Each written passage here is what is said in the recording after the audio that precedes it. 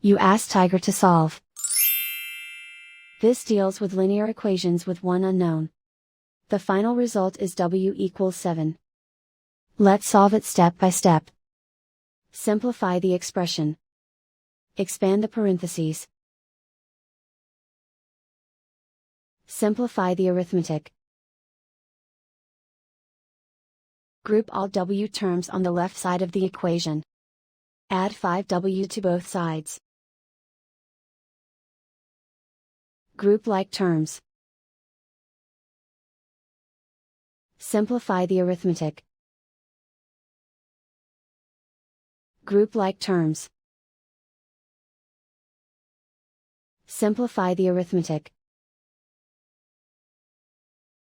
Group all constants on the right side of the equation. Add 48 to both sides. Simplify the arithmetic.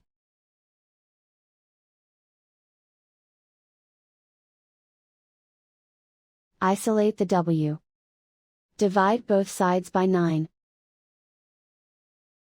Simplify the fraction. Find the greatest common factor of the numerator and denominator. Factor out and cancel the greatest common factor.